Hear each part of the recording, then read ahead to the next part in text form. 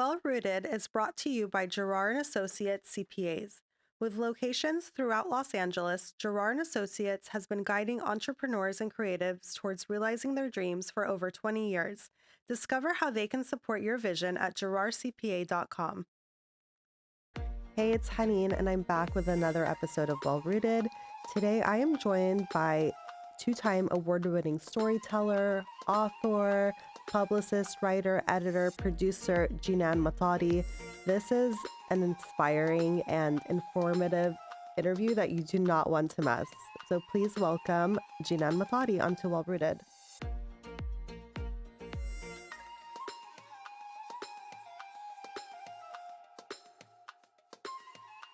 I welcome Jenan Matari to Well Rooted.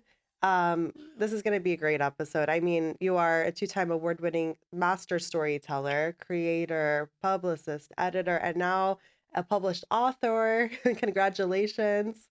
You. Let's just start there. Let's talk about Everything Grows in Jiddo's Garden and your inspiration to write that book. Yeah, absolutely. This is like my first real time actually talking about it. It's alive, it's in the world, which I'm so grateful to finally see it come to life. It's a project that was started a little over 3 years ago. So in February of 2022, I had sat my grandparents down and I just wanted to get their stories. I talk about it a lot in my content, but I didn't grow up with Nakba stories. I didn't grow up hearing about Palestine from my grandfather. The way that my family dealt with the trauma of displacement was to just kind of hold it in and kind of keep those stories to themselves and just move on. Mm-hmm. And so nobody asked my grandfather questions about his childhood. And like we knew that he, had survived the Nakba. We knew that they were forced out of their homes. But nobody asked him what his life was like before then. And so I wanted to do that. I wanted to do that for my family. I had only had, one child at the time. Now I have two, alhamdulillah, but I wanted to just record these stories for my kids who, I would love to say that all of our elders can live forever, but the reality of it all is that they're not going to get to hear these stories from my grandparents firsthand. So I wanted to record something for them to be able to watch, just in case like I missed anything, right? Like memories get passed down, stories get Right. passed down, but there are some things that get lost or forgotten, and I wanted to try and save everything. So, in the process of doing these interviews, I had just asked my grandfather what his life was like pre Nakba in Palestine, and he started telling me about how his father was a landscaper and a gardener, pre Nakba. And he taught him how to garden, and they had, a fruit and vegetable garden in their home. And I I knew that gardening was something that was like in our lineage, Mm-hmm. bless him. He's 89 years old today and still has a magnificent garden in his backyard that you can eat from. Oh, wow. Um, but I never really understood it. I grew up very like mentally colonized, I guess is the term. Yeah, that's a great term for it. Yeah, it was like why I never understood my grandfather gardening because it included so much labor Mm-hmm. and hard work. And I was like, you can just go to the grocery store and get cucumbers. Like, I don't understand Right. this obsession with having to grow your own food. And so, further along in the interview process, him and my grandmother are telling me the story about eventually when they made their way to Jordan. They had lived through Black September, which is the Civil War during the 1970s. And my grandmother said that you couldn't leave your front door to go get groceries or to get food or anything without the fear of like being caught in the crossfires of the Civil War. And so I Mm. had asked her, what sustained you guys? Like how did you get food if you couldn't go to the grocery Yeah. store and buy it? And she was like, well, Jiddo's garden. Jiddo was keeping this garden in the courtyard of their concrete home, and it was something that he carried, this tradition that he carried with him even through survival of the Nakba and into their new home in Jordan. And it's what kept them alive. They had two kids, one of whom was my mother. So she survived off of Jidda's garden. And it was like in that moment that everything kind of clicked for me of like, wow, I understand his attachment to his garden and why it's so important to him and why I need to start, doing this, why I need to start carrying on this tradition of our family just having a green thumb. I thought that it was something that I wasn't really like blessed with, but then I Right. started my first garden last year and I had like 10-foot tall tomato Wow, trees mashallah. and these beautiful, cucumber arches, which was like a really nice affirming moment for me to know that like it was passed down. It is something that like you can kind of tap into. So that's a very long-winded version of like where the book comes from. And I took my oldest son to Jiddo's garden in New Jersey, and I just kind of watched him follow Jiddo around, and every once in a while, Jiddo would pull an apple down from the tree and give it to him to eat, and while he's chewing on the apple, Jiddo would hand him blueberries and blackberries from his garden, and it was just so sweet to watch my son um, just following my old man of a Jiddo around, Yeah. and just enjoying everything. He's kind of a picky eater, but watching him just like take everything from Jiddo's hands that he watched him pick was a really uh, sweet experience to have. And so when I wrote the book, it was initially me telling this story of my son and my grandfather, which was what I had experienced. And then Aya Ganama, the illustrator of the book, got the story. And I had sent her the pictures from that day. And, she had read the story and I told her about the background. And when I had gotten the first draft of the illustrations, it was actually me and my grandfather that she had Oh. drawn. Um, so it was like a very sweet kind of full circle moment of like me not appreciating the experiences I had with my grandfather in his garden as a young girl, but now being able to do so through this story while also having it be the story that I'm telling my children.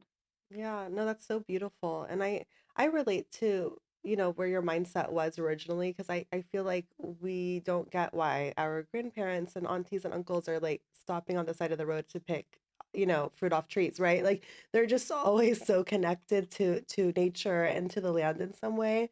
And it's so wonderful to like stop and like really understand the beauty of that and the importance of that in their lives. It's Mhm. great. Did you always plan to make it into like a children's book or I mean, was that in your landscape at all? No, never. It was actually, I'm more of like a long form Mhm. writer, so I've always been used to writing, like longer articles, political pieces. I have a novel that I've been working on for a number of years that I don't know that it'll ever see the light of day, but I like to think that it's, One day. it's Yeah. yeah, it's something that will eventually come to life. But I actually was having a conversation with my husband's best friend. They live in Colorado now, and so every year they come to visit us during the holidays here. And I was telling him about these interviews. He's from a very like old school Italian family, so just like appreciates Yeah. the ability to like speak with elders and record their stories. And I was telling him how I couldn't figure out how to turn this moment of like realizing that my grandfather's attachment to his garden is actually the example that I needed to understand like indigenous connection to land into this like beautiful novel for adults. And he was like, actually, I don't think it should be a novel at all. Like when you were telling me the story, I was envisioning these vibrant colors of his garden, and I Mm-hmm. think it would be awesome for a children's book. Um, and so I think like a month later, I just sat down and in like an hour, I wrote the entirety of Everything Grows in Jinda's Garden. Wow. Um, yeah. And Well, there you go. That's the fastest book you'll the ever also name goes to write. my husband's friend. His name is Zach. And yeah, so it was just like this idea that someone, gave me and immediately when he said, the vibrant colors of the garden, I was like, okay, I know exactly what this story has to be about. I know exactly who I want to illustrate it. I actually I pitched it to Interlink with the footnote of like, if we do this, it has to be with Aya because I love her work. And Yeah, so we officially had signed the contract in June of 2023. After, Oh, initially wow. pitching it to them in March of Wow, 2023. so So it's a everything, process. yeah, Yeah. yeah. But I love Um, like the intentionality behind, knowing you want to work with a specific illustrator, knowing it will be published with interlinked books. Talk to us a little bit about that and why it's important for you to work with, very specific individuals when it comes to telling your story. yeah, I think I I'd like to believe that everything I do is, rooted in good intention. Mm-hmm. And specifically with this project, because among many things, it was meant to be a way to help Palestinian parents, specifically in diaspora, or Arab parents in diaspora, kind of like reroute their children Mm, in this connection with nature that I felt very disconnected from growing up. And it was also a way to help us teach our children about the Nakba. I don't know when you're supposed to start a conversation with a 3-year-old about yeah. dis- and genocide and ethnic cleansing. Mm-hmm. So I wanted to find a way to do that, and I knew that nobody understands that struggle and also the dynamic that you need, and the intention behind, all of the moving parts that come along with creating a children's book than other Palestinians. So I was very Right. adamant that um, it was only Palestinian hands that touched this project. I love that. This is a fully Palestinian made. It's a fully Palestinian women made project, which I think makes it like Amazing. extra special. Yeah. Mm-hmm. And so it was just there were so many things that like I would have had to have explained or fight to have kept within the book, had I gone with another publisher that wasn't Palestinian. There were so many details that would have been missed in the artwork if it wasn't a Palestinian illustrator. Like when you get the book, you'll see the Teta is wearing a thobe, and every little detail on the thobe is hand drawn by Aya, which Wow. took her hours to do. Even the photos. There's a spread in the book with images from the Nakba that she pulled from actual like historical archives, and again like hand drew them all, so things that took hours upon hours for an artist to do that I think a non-Palestinian would have just been like, it's easier to just digitize this, or Right. to just exclude that. She really went like above and beyond with every single spread in the book, and I really believe that it's because she's also Palestinian and she knows like how important a project like this is. Yeah, and it's super important. And it's so great to hear that. It's like a book for us by us, you know? Yeah. Yeah, Yeah, it's absolutely. proof that we can do it ourselves, like, Exactly. Yeah, and that's what we should be doing. Like we should be yeah, doing that in all aspects. No, that's amazing. And just like mom to mom, like I'm curious to get your thoughts. Like how do you speak to your children about what's happening in Palestine? And I mean, you're not only are you outspoken, but you speak very intelligently and you're able to educate so many of us. I've been Palestinian my whole life, but I've learned so much from you as well. So I'm just curious as how do you format that conversation for children? yeah, I appreciate you saying that. I love knowing that like even we can learn from each other. Yeah. Um, and it is hard. My children are still very young, so I'm still able to kind of control what they see, what they hear, how they understand things. Um, they're 5 and 2. Mm, Um, babies. and I decided that when we speak of Palestine, we are only going to talk about Palestine and Palestinians. Um, I don't name Zionism for a 5-year-old, they won't understand it. I don't name Israel. I don't speak of Judaism. When we talk about how we lost our family home, it's in the context of strangers, bad people and strangers who took it from us. My 5-year-old understands that there are strangers living in my grandfather's home that he is now like yearning for. And I don't know if that's like a good or bad thing, but every once in a while, he'll just be like staring out into space and I'll be like, what are you thinking about, mama? And he's like, "Oh, I just, when do we get to like kick the strangers out and take our home back?" And I'm like, Oh oh my my God, God. the cutest thing I've ever heard.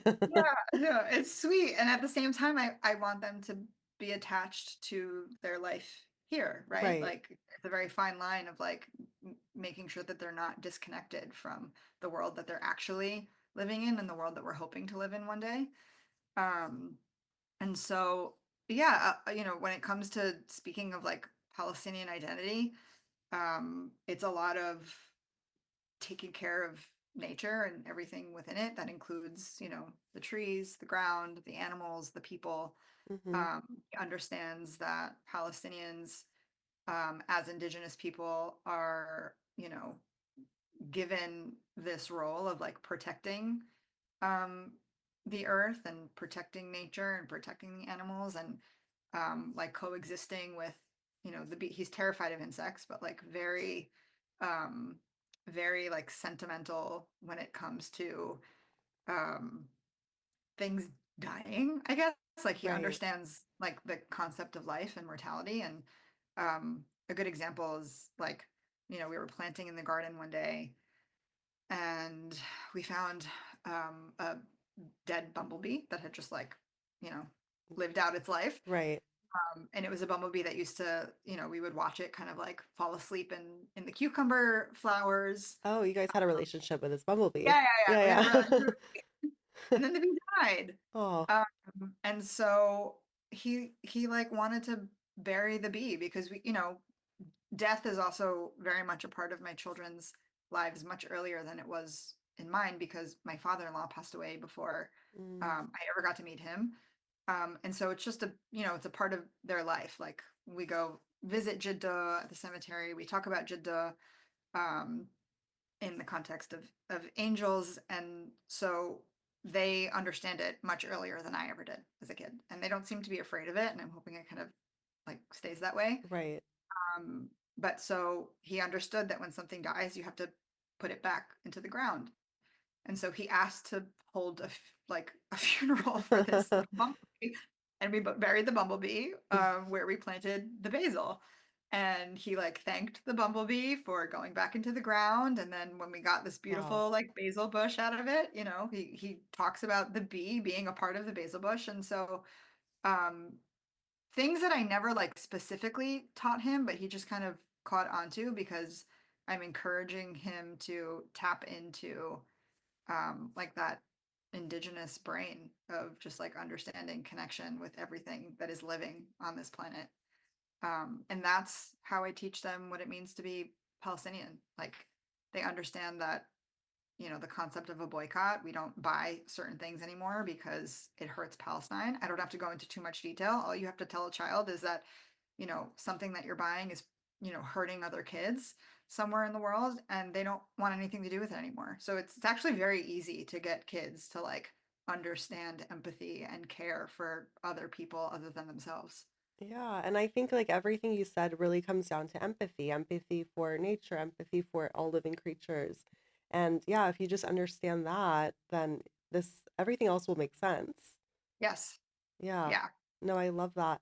Um, and I want to just shift gears right now, really quick because you've been writing and Mhm. I honestly like I feel like your voice has just been amplified the last almost 2 years and you've been able to like as I said before educate so many, but you've been doing the work. Like you've been writing, you've been editing, and I want to talk about Miss Muslim really quick because I was talking to a friend of mine the other day and she actually brought it up and she was like, I used to read it, and she's like, and I really liked it. And I was like, I didn't really like know about it at the time, but I was, in my research, I found it. And can you just talk to us about that and what, inspired you to create that platform? Yeah, it's so funny. I love when people find things of like It's still out path. there. Yeah. So Miss Muslim was a blog that was running for about I think it was finally shut down in 2021. And it started in 2016. Oh wow. So yeah, so just 5 years. It was amazing. And the focus was definitely more on the Muslim identity, more so than the Palestinian identity, which is, my focus is now. Um, and it was right before, Trump took his first reign in office. And so like talking about Muslim issues was very hot, but Right. I didn't want to do it in the stereotypical way that people read Muslim content, where it's like we're kind of begging people to hear our side, our version, Right. to like see us as worthy or to not be afraid of us. And a lot of the content that was out about Muslim women in particular was like convincing people that we weren't oppressed, convincing people that we were just your average American like everybody else. I wanted it to be a place for our women to talk about issues that we were raised to see as shameful or too taboo, and just get like really hard conversations going. A lot of that revolved around talking about mental health, talking about um, sexual health, gynecological health, talking about queerness, talking about career, balancing career and motherhood. Um, and I'm a big believer in that, like, if you have something to say that you feel like you can't kind of hold in, it means that like somebody in the world needs to hear whatever it is you have to say. And the feedback was incredible. And the amount of people who told me that they felt seen or that they felt like they weren't the only person going through whatever it is that they were going through just by reading an article by someone on the blog. At one point, we had, upwards of 20 writers, Wow. um, and everybody wrote about, something different that was like, they were passionate about it. Um, and it was just a really wonderful like community space. And I made friends that will be with me until the day that I die, like through Wow, that I process. love that. That's Yeah, amazing. it was amazing. We had some really cool partnerships. Like there was every week we would do like an ask the doctors type of thing where like if a woman was too embarrassed to ask a question about her health to her actual doctor, or if she wasn't going to a doctor, she could ask, the doctors that were a part of our team, and they would answer it. They would ask it anonymously. They would answer. And so it was just kind of a way to like get people to understand that like your questions are valid. You don't have to be ashamed of whatever it is you're thinking about. And that there is a place for you to like learn more and explore and like still be surrounded by community. Yeah, I mean, it seems like it was a really safe space for Muslim women, and to get Yes. to talk about issues that, yeah, as you said, are very taboo in our culture traditionally, and we don't really get to have open conversation about. That's amazing. Yeah, thank you. Yeah, everybody was so focused on which I get is necessary, but like the focus on trying to fit into the West and convince the West that like we belonged here kind Mm-hmm. of over it would override like really important things that we needed to talk about. It would just like take a back seat, like our own mental health and Yeah, our physical health would take a back seat. Um and so the world can be really lonely when you don't have people to talk to, and I just wanted it to be a space where people could share thoughts and reach each other. And yeah, I'm really grateful for everything that all the doors that it opened up for us. that's great. And yeah, to your point, I do feel like all of us that grow up here grow up with like this innate like feeling where it feels like we constantly have to humanize ourselves. Like a lot of it like starts at a really young age, right? It's like you get a chance to do a biography report and it's like you're going to use it as a way to educate your class about being Arab or being a Muslim and how human we are.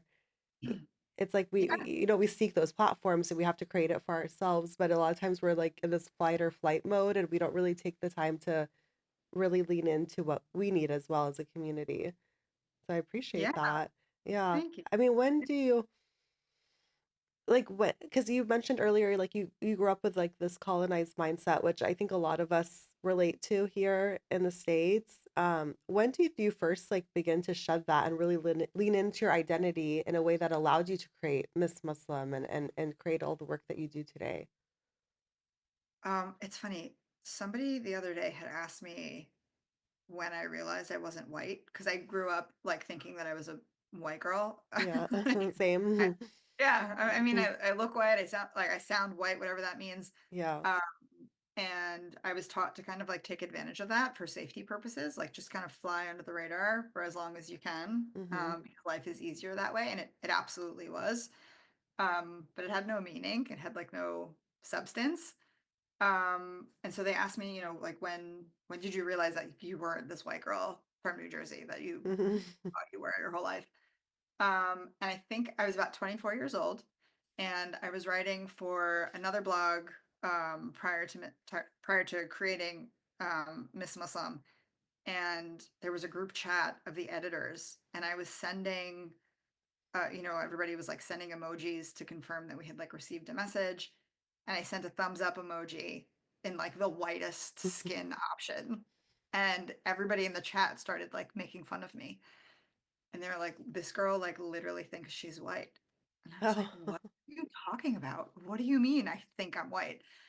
And like that is the moment that I started like The unlearning that emoji, like the Arabs emoji actually got are it not to white. you. Yeah, thanks Yeah, to an yeah. iPhone emoji. Um, and so that was like my first like kind of wake up call of like, actually, you're not white and that's not a bad thing. And so I just started, like understanding um my childhood a bit more, and this like desire to fit in and kind of always feeling like I didn't. I understood where that came from. Hmm. Um a little bit more. And I also stopped trying to fit in. So like at one point I was like, okay, you know, I'm not I'm not this person who I thought I was. I don't have I do have privilege, but I don't have the same type of privileges that, my white friends have. I also don't have the same interests. Like I realized that I had spent a lot of time like forcing myself to like convince myself that I was interested in the same, extracurricular Hmm. activities and the same like goals and aspirations as this like average American girl. Um, but I wasn't interested in that at all. It just didn't feel natural to me to like want to do the same things that, my friends were doing, or to have the same type of career trajectory that they all wanted. I want, specifically for me, like I knew that I wanted to um, get married and have a family and like, be rooted in culture. And um, it was kind of something that a lot of people like looked down upon, Yeah. specifically when it came to, being in the corporate world. I got engaged at 25, and people were like shocked. Yeah. Child And it was bride. also like 8 months after I met my husband. So they Yeah, were yeah. like, They're like, what's going on yeah, here? they're like, what are you being literally like people thought I had a boss at the time who was like, is this really what you want? I was like, nobody's forcing me to do this, bro. Like, what do you Yeah, yeah. are It's you like I a foreign appreciate the concern, concept. but like, why is that your first thing, And it was weird because I came from a culture where like 25 is old to not be married with kids. Exactly. And I'm living in a world where 25, 8 months after dating somebody is like, are you insane? You want to get married to this person? And so it was just a lot of, accepting that I was not the person that I was really trying so hard to be. And part of the reason why I think Miss Muslim did so well was because a lot of it was just genuine curiosity and questions that I had myself, and things that I needed to hear and things that I wanted to read for myself. Hmm. Um, and like we said before, like I try to do everything with intention. And so the intention was to just kind of like help myself understand my identity a little bit more, Yeah. with the understanding that if I'm feeling this way, I know there's somebody else that feels this way too. And so once you start, you kind of just can't stop. Yeah. Yeah. And it's so freeing to really lean into who you are. It is, Yeah. yeah. And you also realize who is going to kind of stick with you throughout the process. That's something that I really learned after October 7th. Yeah. Um, there Yeah. are parts of your identity that people will accept, and others that they just cannot get on board with. They will never understand it. They will never try to understand it. And so it's like the more you write, the more you speak your mind, you know, um, the more grace that you give yourself, and the more you trust yourself with the things that you're saying. The ones who are not actually supportive of like you being truly who you're meant to be will just kind of naturally drop off. Hmm. Especially, it was easy for people to read about being Muslim. Like I said, it was a hot topic. It's still a hot topic. Everybody loves to have a Muslim friend so that they can, say, I'm not racist. I'm not Hmm. xenophobic. I'm not Islamophobic. Like I have Muslim friends. Right. Um, but specifically when it comes to having a Palestinian friend, like that requires a different level of understanding and empathy and trust in a friendship. Hmm. And that trust was broken through a lot of friendships that I thought I would carry out, throughout the rest of my life with me. People who were very excited and very on board with having the Muslim friend, but like wanted nothing to do with having a friend from Palestine. That's wild. That's just, it's so wild. The mental gymnastics people will do to justify the racism, Mhm. like that, it's crazy. And I just want to ask you then, like, how has October 7th and everything that's happened since really shifted how you approach your storytelling and also how you kind of approach navigating your career and what you plan to do next? Yeah, I think those people that like drop off, the more people that drop off, the more like the louder and like more specific and the more intentional I get with everything that I say. Like I don't think we realize how much of ourselves we're holding back until the people that are the reason why we're holding parts of ourselves back are no longer in our lives. So we don't have to be afraid to upset them or make them afraid of us or, offend them. And the minute that all of those people were out of my life, it was like, okay, I know exactly what needs to be said. I know exactly how it needs to be said. Also, it's like, in a way, kind of reinforcing that knowledge because if I, as a Palestinian, can reach so many people online who don't know me, who don't love me, who haven't had a personal relationship with me in the physical life, like in real life, if I can't get through to if I could get through to people like that, but I can't get through to people like in my actual life who have known me and had the opportunity to love me for upwards of a decade, it's like a good reminder that like the work is nowhere near Right. finished, that there is always a sense of doubt in people's mind about Palestinian humanity that you have to continuously appeal to, and get people to like stay focused and help people like understand these like biases that they have in their minds about us that they aren't even aware of, like Hmm. they're completely, in their subconscious. um so like a lot of the times I'll get comments from people that like, why are, take a break, why are you still, doing this, or Hmm. this is everybody that loves Palestine or knows about Palestine already knows all of the information that you're saying. But no, like I actually have people in my life still today that I love dearly and I trust and I know that they are pro-Palestinian, but it's still not where it needs to be, right? Like they Hmm. still don't understand the concept of colonialism. They still amplify white voices or non-Palestinian voices over our own content and our own stories. And so like I have those reminders of like, this is why you have to keep going, because you have to help people fully decolonize their minds, in order to like truly see the change that we need, for us to like experience the idea of liberation and like living in freedom and the ability to return back home. So I think I veered off. No, but no, that was great. I mean, because that just gives me like a whole new understanding of your purpose and what you do as well. And yeah, like, and in that you're still aware of that. Like, you're still aware of the idea that there are still people that will support you, but they're just not where they need to be to fully understand the struggle of the Palestinian people.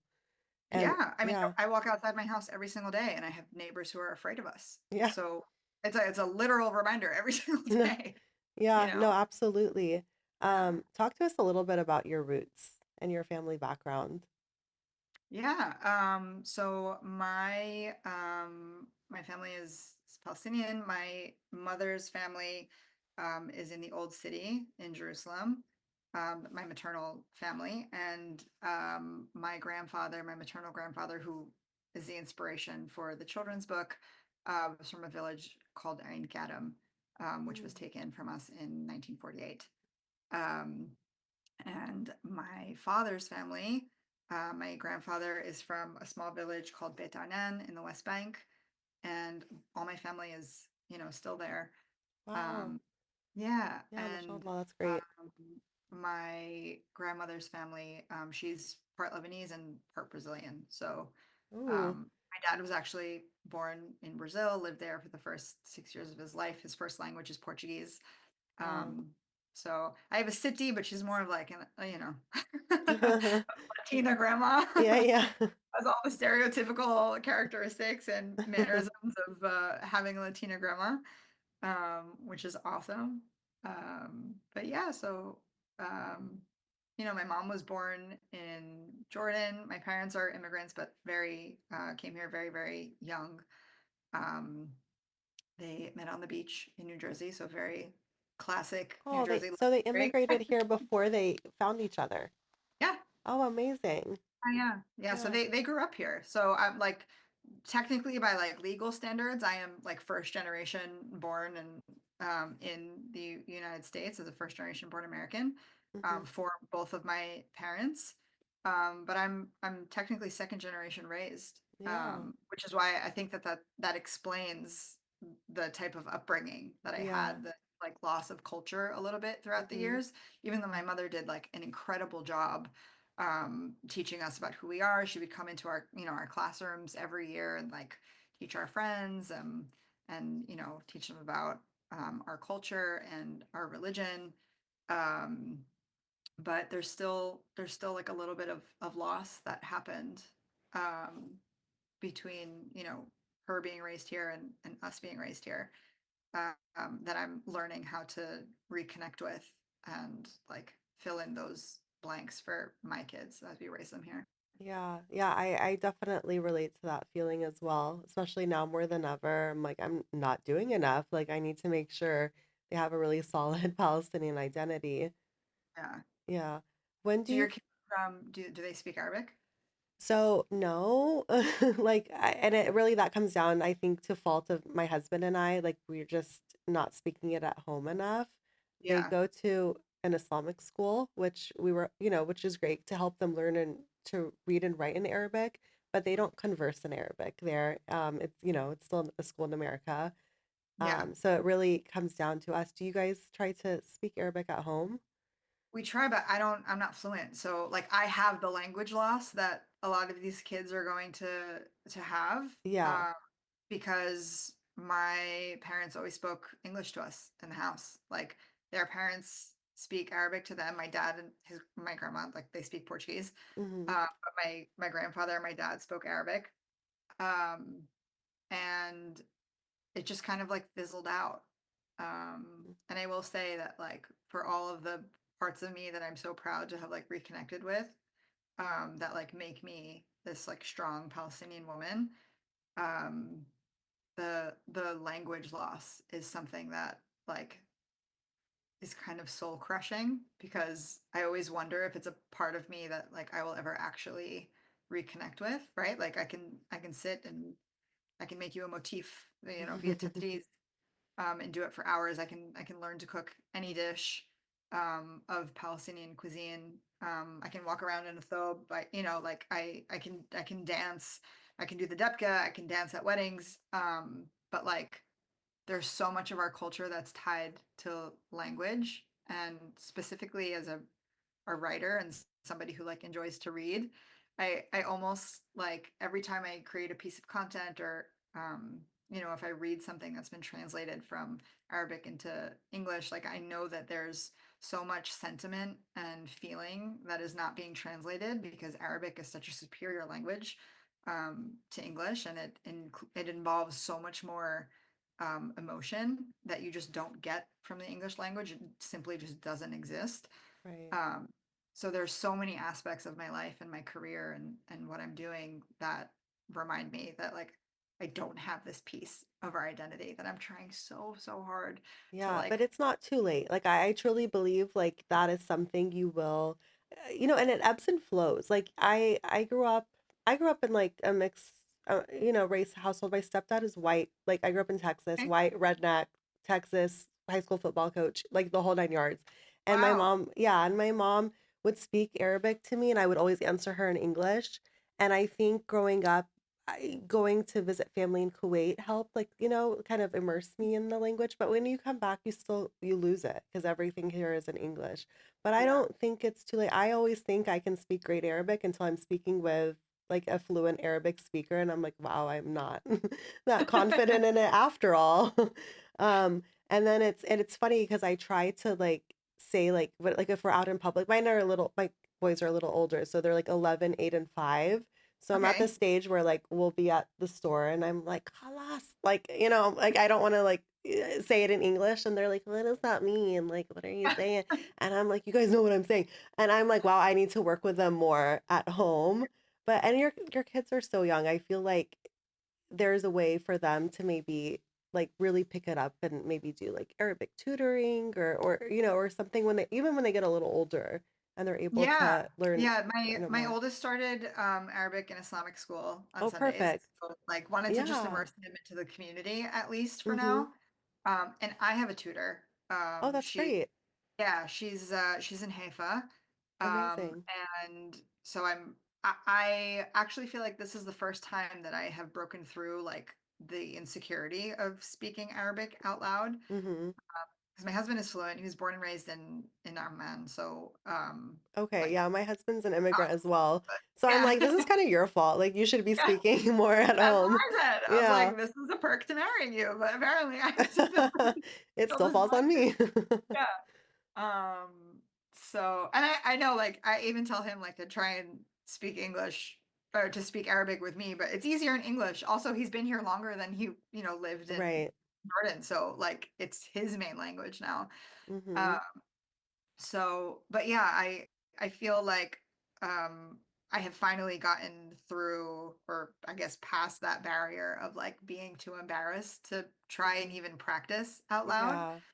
Yeah. And I, for the first time, feel like I might actually get some like, fluid, Yeah. like conversational I out mean, of it's the. a complex language too. Like I conversationally, like I can handle it, but like the reading and writing is really hard and it's just not the way that we converse and there's Mhm, so much that goes into it. And to your point earlier, it's such a rich language. Like there are words that don't even exist in English, right? Like we don't even have translations for. And how do you really describe that to someone who doesn't understand or speak Arabic? But mhm. a great job in like putting the kids in the Saturday school or the weekend school because I think that's so important for them to have community in some way and to have that so young is great. Yeah, I love it. I Yeah. also, I realize my son loves it. I think like our generation might be a little bit traumatized from Yeah, I Islamic actually school. like avoided Islamic school my whole life, Yeah, but I love that my yeah. kids have it. I definitely hated it. And it's definitely different because now our generation is teaching these kids. Yeah. So there's a little bit more gentleness Yeah. involved But in we the need schools. help. Yeah. But like I I noticed on the first day of Arabic school, my son, he started a little bit later than all the other kids. So he introduced himself to his class. Um, and I'm not going to say it out loud just because I keep my kids like Yeah, of course. heroes and names. So he has an English pronunciation and an Arabic pronunciation of his name. And so when he, introduced himself to his class, he's so used to, in school, you give your white name Right. essentially. So he Right. said it, and I was like, "No, Mama, this is Arabic school. Everybody has a name like you. Everybody is Arab, so you can give them your real name." And his face like lit up, and then he like reintroduced himself, Oh, and that's so sweet. nice to see him not have to code switch Yeah, in a school setting, which I think is so important for our kids, to have like a school setting, which is something that they're in for a majority of their day during the week, right? Where they actually just get to be themselves and around other kids who are exactly like them. They don't have to change the way they pronounce their names. They don't have to, be shy about the food that they're bringing in for lunch. Um, absolutely. and I say that as a mom who gives my son a peanut butter Like sandwich for turkey lunch every day. sandwiches. So like, Yeah, yeah. a bit of a fraud in that department. My Lunchable. youngest is a better eater, but yeah. But like to Yeah, no, have, I get it. yeah, It's so funny because I never grew up going to Islamic school. I also super whitewashed upbringing, and and my son goes, my 11-year-old will go to school. Like I think he spent the whole full year after October 7th, and just us speaking with him and he got really into going to protests. A full year of him wearing a kofia to school every single day. I if we were in any other school, especially here in Los Angeles, he would not be wearing a kofia to school, like anywhere. But just knowing that he's safe there and that it's like welcoming and he can kind of like nurture that part of his identity. Um, yeah, yeah, like where else can they really have that if they don't have that community, at such a young yeah, age? yeah. I love that. Yeah. When do you or do you remember when you first became aware of the injustice faced by Palestinians? Like, do you remember how old you were when you first began hearing about it? Um, Probably around first or second grade. I remember visiting my Siti and CD, like Hamo CD, and he would just be like in front of the TV watching Al Jazeera. Like everybody just grew up watching Yeah. their parents or grandparents like watching Al Jazeera. I remember him crying um, many times while watching the TV, and again, just like the garden, like not understanding why this old man wanted to put so much labor into the ground. I was like, why is he doing this to himself? Just turn it off. Yeah. Like you don't have to watch it, you know? Right. Um, and I think that was kind of my concept of being Palestinian for a really long time. Like, I know that something is happening. I didn't fully understand it. Um, but I really exercised that like nasty privilege of like, I don't have to understand it because I live here. Right. Um, and I don't know why, but I mean, I do know why. It was the first time that I was like seeing dead children on social media in 2014, um, when Israel was assaulting Gaza. Then they had killed over 500 kids, um, and I couldn't turn it off. Like I understood my grandfather in that moment of like, this is the very least that we can do is like witness this. Mm-hmm. Um, and that kind of changed my whole like perspective on what it meant to be Palestinian. And like, again, my family was also from the West Bank and like the old city. So the most that I grew up understanding was like land theft Mm-hmm. and the occasional like distant cousin being murdered by Israeli police or Israeli military, for throwing a rock, for being at a checkpoint, for being at the wrong place at the wrong time, and that was like that was the fear that I kind of grew up understanding. But then when that happened in Gaza in 2014, it like unlocked this new fear of like what it meant to be Palestinian, like what they're actually doing to us. Um, and I started focusing a little bit more on my Palestinian identity. And it wasn't until 2021 where I really decided that it was going to be like the center of my work.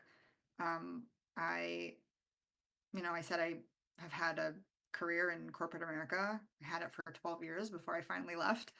Um, and I had always monitored what I was saying. I always like I knew what I could say, what I couldn't say, what would get me in trouble, what would like raise some eyebrows. And in 2021, um, I had a boss who told me that um, she was like, I don't know anything about what's happening. So in 2021, just for context, it was when Sheikh Jarrah became Mm. like the talk of every media corporation. Um, and I was watching what happened to my grandfather, like in real time, happening to those Palestinians from that village. And I started speaking more loudly. I started speaking more clearly. I started making it very known, like where my stance was.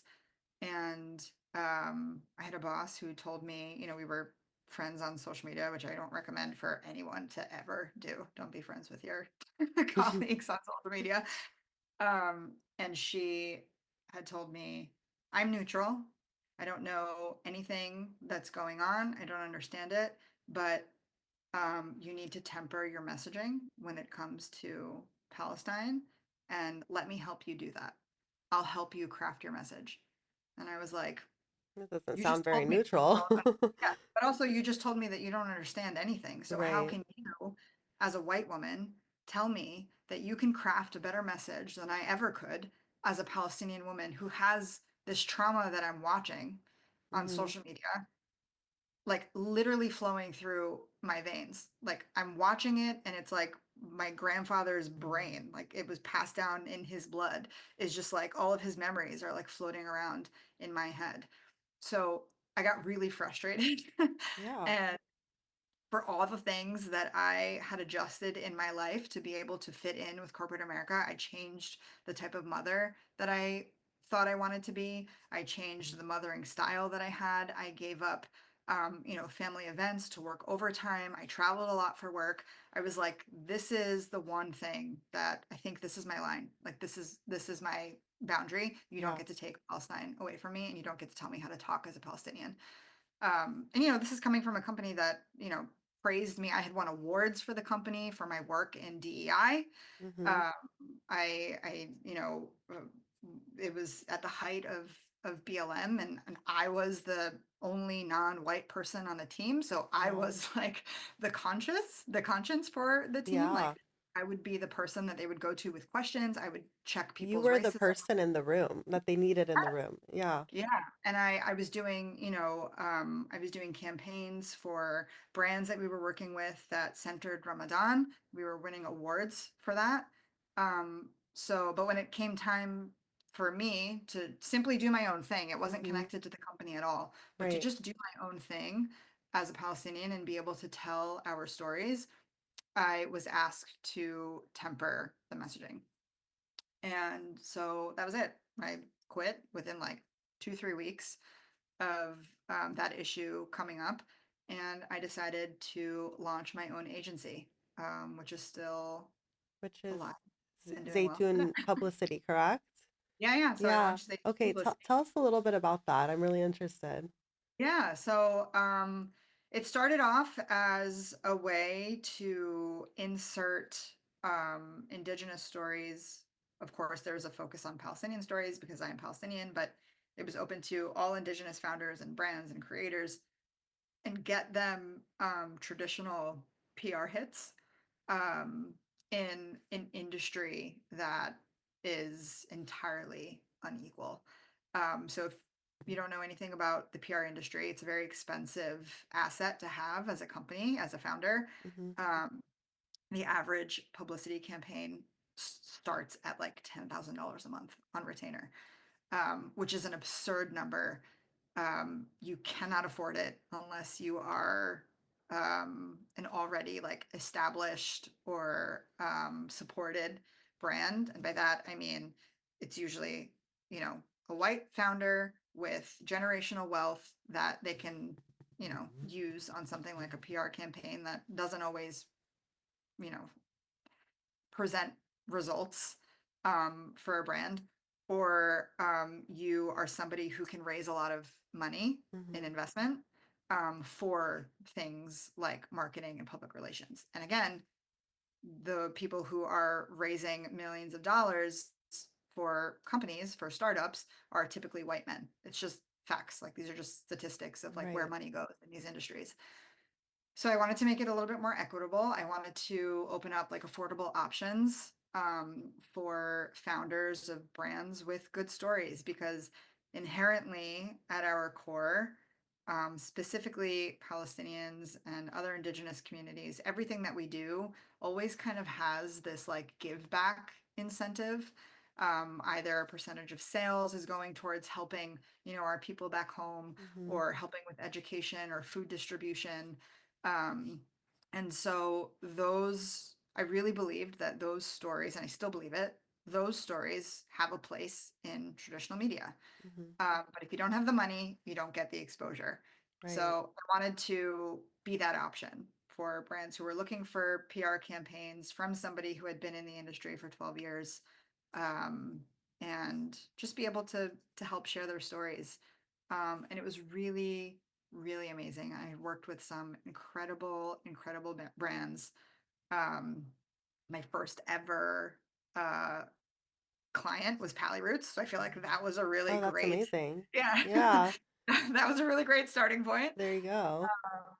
And yeah, and then it kind of evolved from, traditional PR is very difficult to break into as a Palestinian. I started getting blacklisted by editors. Like literally, I would get bounce back emails when I would do like follow up saying that like you have been blocked from sending Wow. emails to this Very address. direct. Yeah, there were a couple of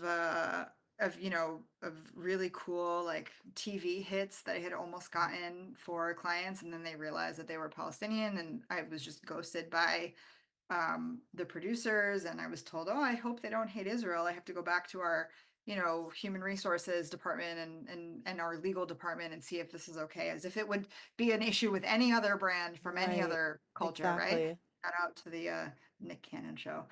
There you go. Yeah. That's insane. Yeah. So I just like I knew it was a hard industry to break through with the goals that I had. Um, and I needed to find like another way to continue paying my bills essentially while also still like doing this work. So we had transitioned a little bit into events for media agencies and museums and social justice centric organizations. So we do a lot of that still, which I love. I actually thrive in like the producer role. Um, and now we have a team. We're five total, all Palestinian. Uh, Amazing. and we do a little bit of traditional PR, but still not our focus, mainly because I think after October, everybody has kind of realized that like uh, traditional big media has this agenda that they will continue to enforce. And we have focused a little bit more on content creation and production for brands and founders and organizations, and also influencer marketing. So, again, for those who don't know, Palestinian influencers make $0. um, we don't get to make a life out of content creation, and so the goal is to just connect really good brands with really good people who have really wonderful audiences, and just help them like make a living Yeah. I doing mean, what they love. it's like you're taking all of your experience and all of your expertise and really giving back to the community and Yeah, helping them really find, yeah, like find their true career and really uplift them. And that's amazing. yeah, thank you. Yeah. Yeah, I really love what the company has become. I love our team. Um, Again, nobody's gonna fight for a Palestinian Yeah. influencer or content creator or brand better than a Palestinian. Of So, course. um, everybody that signs on with us is a brand that's special to us or that we relate to and really believe in their story. Um, and it's also a way to make sure that everybody that you're working with is on the same page as you, like ethically, morally. They also understand that in the context of public relations, there is nothing that is like an emergency or urgent in the context of genocide. So we're Right. very intentional with who we choose to work with. And if someone wanted to reach out to you and work with Zaytoun Publicity, how could they do that? Yeah, you can. We have a website, zaytounpublicity.com. And you can also email us at info@zaytounpublicity.com. Amazing.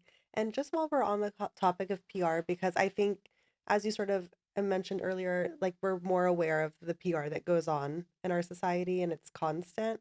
Um, What is your advice to someone when they are trying to have these difficult conversations with people who are just not as educated on Palestine or who like to throw certain dates at us, right? Like, October 7th, anytime we Mm. try to just speak up for the suffering of the Palestinian people or educate them.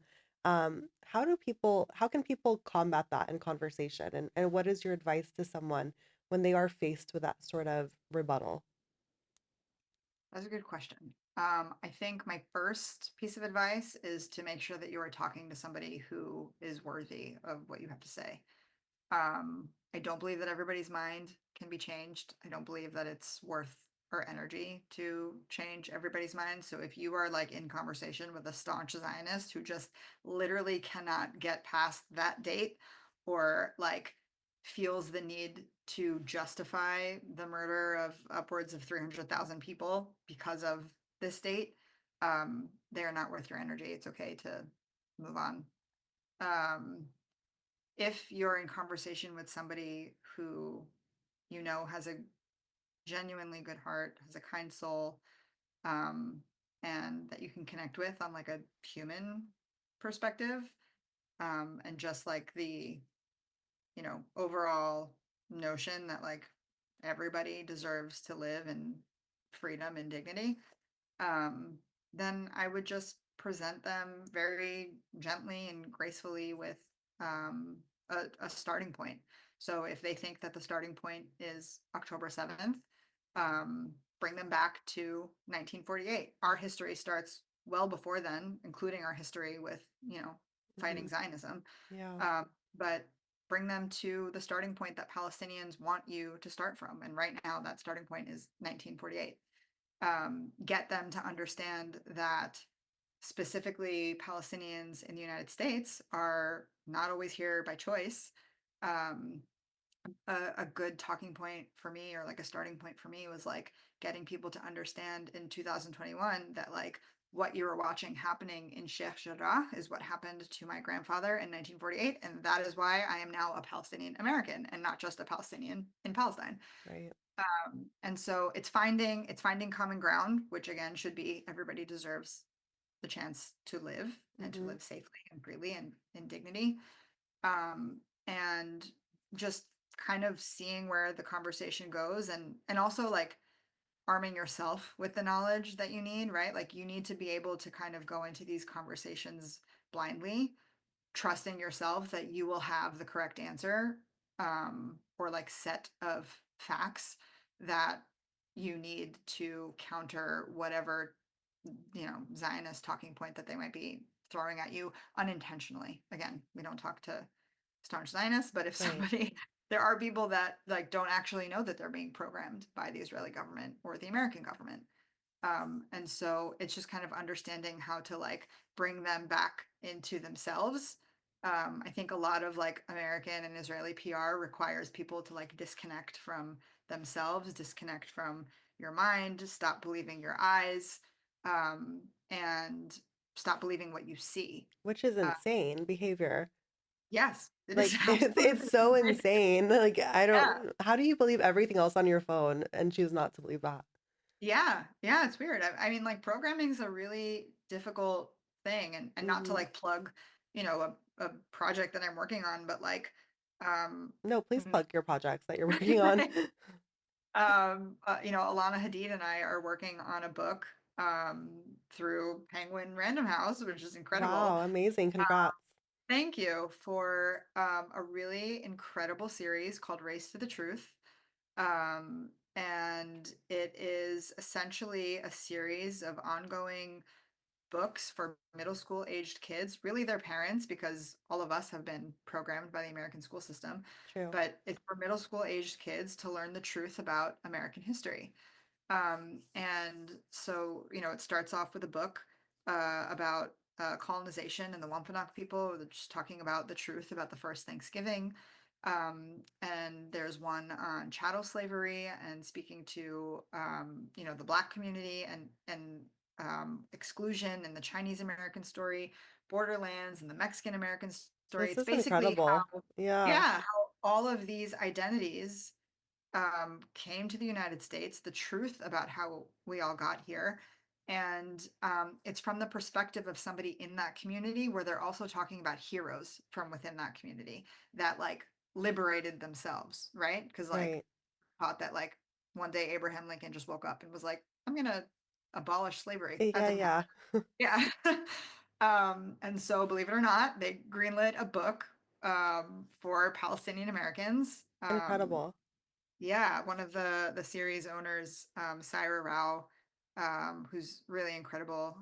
She really fought for specifically the Palestinian American um, book, and it's called Displacement in the Palestinian American Story, and it just goes back to um, Palestine pre-colonization, like pre-British, pre-Ottoman, and teaching kids the truth. And so the point of this series, long-winded version of saying that the purpose of this series is to like deprogram kids from what they're learning in American schools. A couple of the books have already landed themselves on banned book lists, so You know I what? Great. expect ours to do the same. Yeah. That's a great list to be on, honestly. Yeah, I agree. So that should hopefully be out in 2027, but it's teaching people the truth. It's meant to be a starting point for people to learn about Palestine, to pique their interest and curiosity in the truth, understand that they have been programmed to believe something different.